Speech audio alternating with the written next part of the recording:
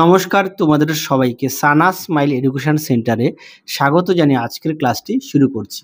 আজকে তোমাদের সঙ্গে আলোচনা করব তোমরা যারা নবম শ্রেণীর দ্বিতীয় পর্যায়ক্রমিক মূল্যায়ন পরীক্ষা দেবে তোমাদের জন্য রায় ও মার্টিন প্রশ্ন বিচিত্র থেকে আজকে সমাধান করব নবম শ্রেণীর ভূগোল বিষয়ে মডেল নাম্বার 10 অর্থাৎ 10 নম্বর স্কুলের যে সমস্ত ছোট ও বড় প্রশ্নগুলি আছে তার সমস্ত প্রশ্নের উত্তরের সমাধান করে দেখাবো। চলো দেরি না করে মূল বিষয়ে যাওয়া যাক।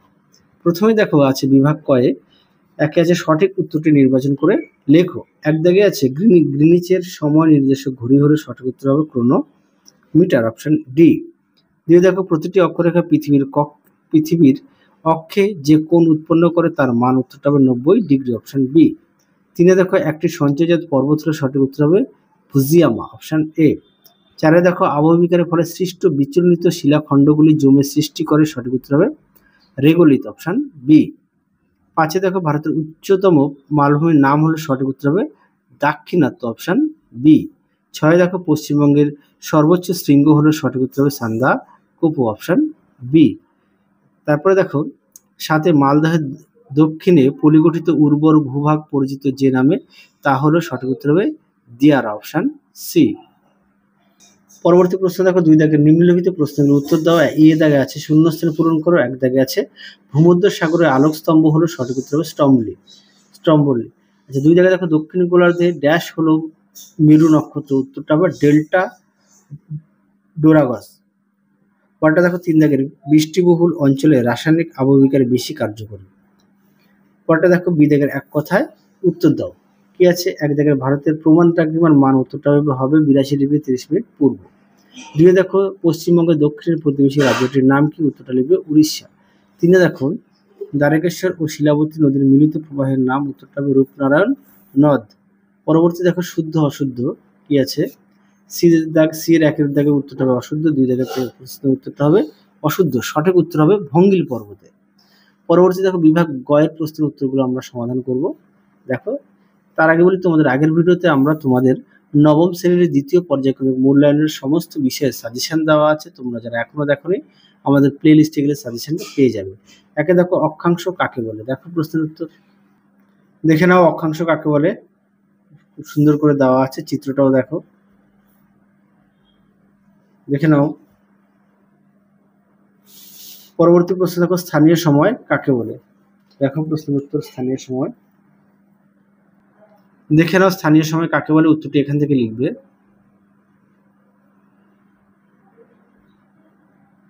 এই পর্যন্ত লিখবে স্থানীয় সময়।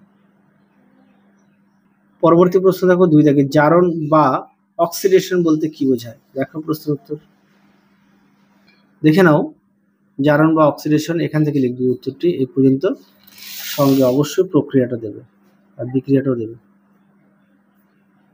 পরবর্তী প্রশ্ন দেখো নগ্নি ভবন কাকে বলে। দেখো প্রশ্নের উত্তর দেখে নাও। নগ্নি ভবন কাকে বলে উত্তরটি তোমরা এখান থেকে এই পর্যন্ত লিখবে। দেখে নাও। তোমরা সমস্ত বিষয়ে পাঠ্য বই ফুটিয়ে পড়বে, পাঠ্য বইয়ের দিকে অবশ্যই গুরুত্ব দেবে। পরবর্তী প্রশ্ন দেখো তিন দাগের ক্যালডেরা কাকে বলা হয়। দেখো প্রশ্নের উত্তর দেখে নাও। ক্যালডেরা বৈশিষ্ট্য দেওয়া আছে, দেখে নাও। পরবর্তী প্রশ্ন দেখো ডায়াস্ট্রোফিজম ভূবিপর্যয় বলতে কি বোঝে। দেখো প্রশ্নের উত্তরটি দেখে নাও। প্রশ্নের উত্তরটি তোমরা এখান থেকে লিখবে, এখান থেকে এই পর্যন্ত লিখবে, সঙ্গে না অবশ্যই উদাহরণটা দেবে। হ্যাঁ, দেখে নাও উদাহরণটা। চলো পরবর্তী প্রশ্ন দেখাই। পরবর্তী প্রশ্ন আছে চার দাগের পশ্চিমবঙ্গের উপকূল সমূহের বৈশিষ্ট্যগুলি উল্লেখ করো। দেখো প্রশ্নের উত্তর দেখে নাও। এই প্রশ্নটি তোমাদের আগের ভিডিওতে দেওয়া আছে, একটু দেখে নিয়ে। পরটা দেখো পশ্চিমবঙ্গের কোথায় সক্রিয় বদ্বীপ দেখা যায়। সেখানকার স্বাভাবিক উদ্ভিদের নামগুলি লেখো। তোমরা লিখবে শাল, শিমুল, কদম, কুসুম। হ্যাঁ, আর এই প্রশ্নের উত্তরটা দেখাই। দেখে নাও। প্রশ্নের উত্তরটি তোমরা এখান থেকে এই পর্যন্ত লিখবে। দেখে নাও প্রশ্নের উত্তরটি। পরবর্তী প্রশ্ন দেখো বিভাগ ঘয়ের চার দাগে দেখো নিম্নলিখিত প্রশ্নগুলি সংক্ষিপ্ত ব্যাখ্যামূলক উত্তর দাও। প্রশ্ন মান হচ্ছে 3। দেখে নাও। আচ্ছা, প্রথম প্রশ্ন কি আছে? প্রতিপদ স্থান বলতে কি বোঝো তা লেখো। দেখো প্রশ্নের উত্তর দেখে নাও। প্রশ্নের উত্তরটি সুন্দর করে দেওয়া আছে, তোমরা অবশ্যই বৈশিষ্ট্য দেবে। চিত্রটা উল্লেখ করবে। এই পর্যন্ত উত্তরটা লিখবে। পরবর্তী প্রশ্ন দেখো, আন্তর্জাতিক তারিখরেখা সর্বত্র 180 ডিগ্রি দ্রাঘিমাকে অনুসরণ করেনি কেন? দেখো প্রশ্নের উত্তর, দেখে নাও উত্তরটি তোমরা এখান থেকে এই পর্যন্ত লিখবে। দেখে নাও প্রশ্ন উত্তর। চলো পরবর্তী প্রশ্ন দেখো। পরবর্তী আছে 2 দাগে, প্রশান্ত মহাসাগরের আগ্নেয় মেঘলা কাকে বলা হয়? এই প্রশ্নটি তোমাদের সাজেশনে দেওয়া আছে, দেখে নাও, খুবই গুরুত্বপূর্ণ একটি প্রশ্ন। দেখে নাও প্রশ্ন উত্তরটি।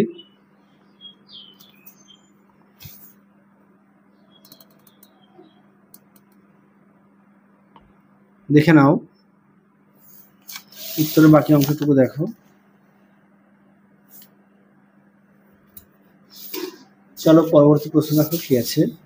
পরবর্তী আছে, স্তূপ পর্বত ও গ্রস্ত উপত্যকা বলতে কি বোঝো? দেখো প্রশ্নের উত্তর। দেখে নাও স্তূপ পর্বত, তারপরে দেখো গ্রস্ত উপত্যকা, দেখে নাও, অবশ্যই সঙ্গে উদাহরণটা দেবে। পরবর্তী প্রশ্ন দেখো 3 দাগের, আবহবিকার ও ক্ষয়ী ভবনের মধ্যে পার্থক্য লেখো। দেখো প্রশ্নের উত্তরটি। দেখে নাও প্রশ্নের উত্তরটি। অবশ্যই তোমরা পার্থক্যের মধ্যে বিষয়গুলো উল্লেখ করবে। পরবর্তী প্রশ্ন দেখো, মরু অঞ্চলে যান্ত্রিক আবহবিকার প্রাধান্য লাভ করে কেন? দেখো প্রশ্নের উত্তর। দেখে নাও প্রশ্নের উত্তরটি। দেখে নাও, এই পর্যন্ত উত্তরটা লিখবে। পরবর্তী প্রশ্ন দেখো 4 দাগের, পশ্চিমবঙ্গের পার্বত্য অঞ্চলের জলবায়ুর বৈশিষ্ট্য লেখো। দেখো প্রশ্নের উত্তর। দেখে নাও প্রশ্নের উত্তরটি সুন্দর করে দেওয়া আছে, অবশ্যই তোমরা বিষয়গুলো উল্লেখ করবে। দেখে নাও। পরবর্তী দেখো, পশ্চিমবঙ্গের ল্যাটেরাইট মৃত্তিকার বৈশিষ্ট্য লেখো। দেখো উত্তর। দেখে নাও প্রশ্নের উত্তরটি তোমরা এখান থেকে এই পর্যন্ত লিখবে। দেখে নাও।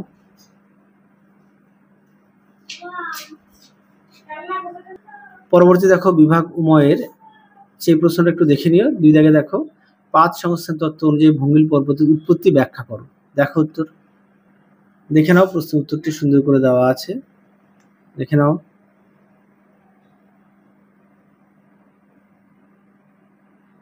অবশ্যই চিত্র উল্লেখ করবে। দেখে নাও।